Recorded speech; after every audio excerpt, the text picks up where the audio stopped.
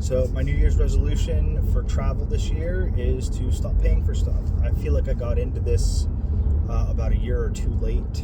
One, I feel like things were really lucrative right after the pandemic, from what I hear, and I feel like they're just starting to trim that back. So I'm just a little too late to the game. I didn't get free-flowing inks. But what I'm looking at is stockpiling Avios points.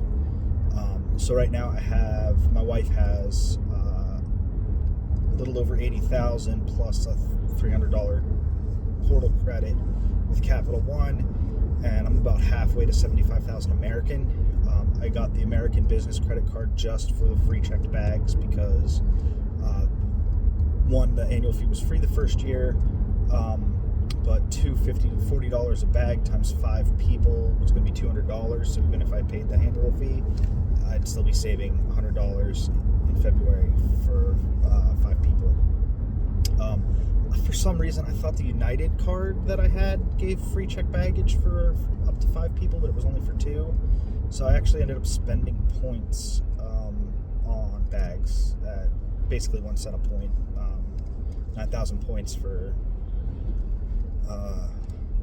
$90. So, but I did have those. I did end up, getting bonus points, after the sign-up bonus enough to cover that.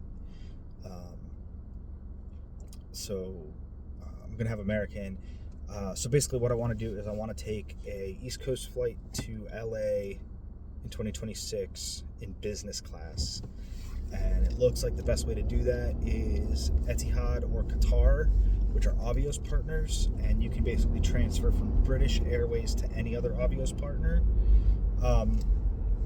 Those airlines don't have American business credit cards, except for British, and the British sign-up bonus is really low. So probably the best thing to do is to do transferable business credit cards, which would be Inks and the Capital or the Amex Blue Business Plus.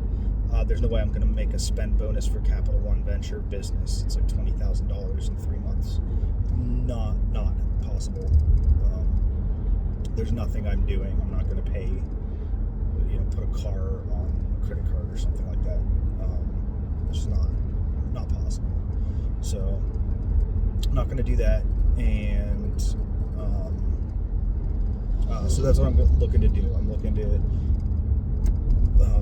as long as I can, if I can, I'm going to try to get, now that I have a business credit card and a history, I'm going to try to get 1 Ink and then a Capital, and then a Amex Blue Business Plus, and then another Ink. And then hopefully I will be able to, in August, I'll be able to start looking at flight availability for 2026, that 12, 13 months, 11 months ahead of time, and have a bank and be able to keep my eyes open for transfer bonuses. So again, all the Avios partners can transfer to and from British. So with the transferable currencies, if there's ever a transfer bonus to any of the Avios partners, if there's a 20% to Qatar, if there's a 20% to British Airways, it's all the same, right? Because I can send it to Qatar and then send it to British Airways, and then from British Airways to wherever else, Aer Lingus, Etihad, whatever, or vice versa. So any of the Avios partners are all interchangeable. You may have to go through British Airways. It might take a couple weeks, as opposed to going straight. I don't know if we can go straight from Qantas to Qatar, right? But you can go to British Airways in the middle. So those are all transferable. So anytime there's a transfer bonus to any of those partners, it's equivalent to a transfer bonus to all the partners. And because I know I'm looking specifically for that, to take an American Airlines business class from probably from JFK to LA, because the smaller airlines don't have like the nice business class seats. Their first class are just wider seats, like Some of them don't even have entertainment centers. So I'm looking at 6 hours in the air. If I do it from JFK, it'll be direct JFK to LA. So I'm looking at transfer bonuses there, and then some Disneyland Good Neighbor hotels. I'm not going to stay on Disney property. It makes a lot, like it's half the price to stay close walking distance, like across the street at the Holiday Inn or whatever. So I'll just find out what Good Neighbor hotel and probably book that through a travel portal. And probably not even transfer points, just because summer at Disneyland is probably going to be jacked up point prices and probably not going to find, like there's no sense in spending 60,000 points for a $200 a night hotel. So I'll try to find something with a breakfast included and within walking distance, and we'll rent a car to get there. So that's what I'm looking at for 2026, and the best time to do that is a year out, which is why I'm planning my 2025 credit cards now.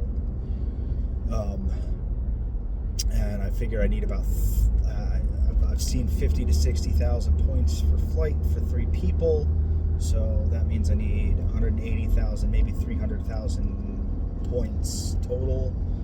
Maybe with a transfer bonus I need 2,600 points. That is 4 sign-up bonuses. I don't know that I'll get 4 business sign-up bonuses, but I feel like if I can get 2 inks, then I can stop worrying about 524, and I can get like a Wells Fargo card to finish that out, something like that. I don't know.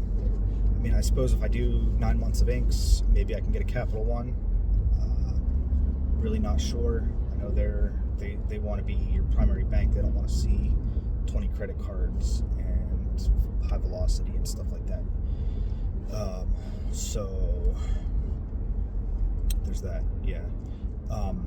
The benefits of lounge access, like you hear, I'm planning a whole year of credit cards for one trip.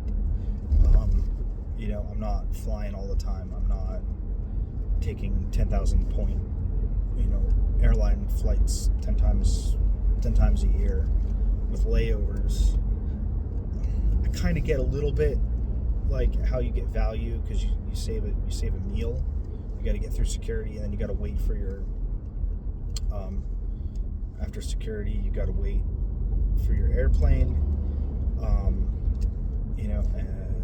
going and grabbing a drink and grabbing some food before you get on your flight, and you're not allowed to carry your drinks through security. Like, that might make sense.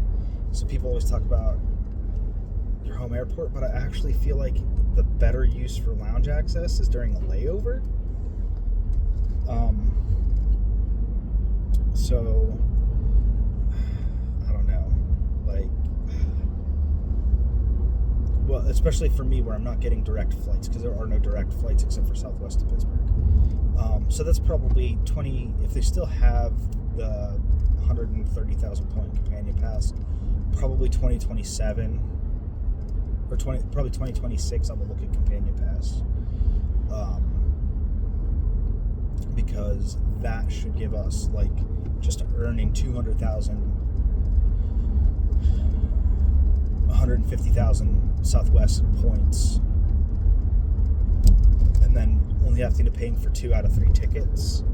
Like, that should let us travel for more than a year. So probably 2026 I'll have our 2026 summer vacation booked, and then I can start looking at companion pass, and my daughter will be a little bit older,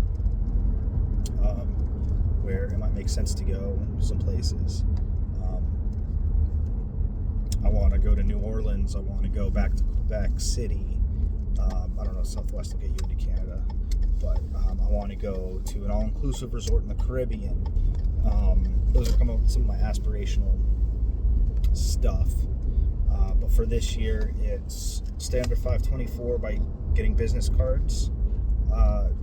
Try to establish my business credit history, because I think that's part of the reason why Chase was denying it's like insufficient business establishment history. So I feel like I just need some banking history there. And the fact that I have a business credit card that should report to the business bureaus with American Airlines, Citi. I hope that helps. I might have to open like a checking account with Chase, but I don't want to have to do direct deposits, and I don't want to have to carry a minimum balance. And I don't think they have a product that will do that for me. So maybe I do that. Maybe I close some of the bank accounts I opened for their sign-up bonuses early instead of waiting a year, and maybe I open the Chase checking account. I really hate to open the Chase checking account when I can't open the savings and get the extra bonus. So that's what I got to start looking at when things calm down a little bit, when I get some free time, is to start looking at my next bank checking account bonus, because that was really lucrative for the amount of work it was. I figured out Truist. I just need to have a minimum balance at statement close date. So instead of transferring my money out as soon as it clears, I transfer my money out after the close date, and then I know I'll get 2 more direct deposits before the next statement close. So I just have to have the 2 direct deposit. I just have to keep the minimum balance of the $500 the day before it closes.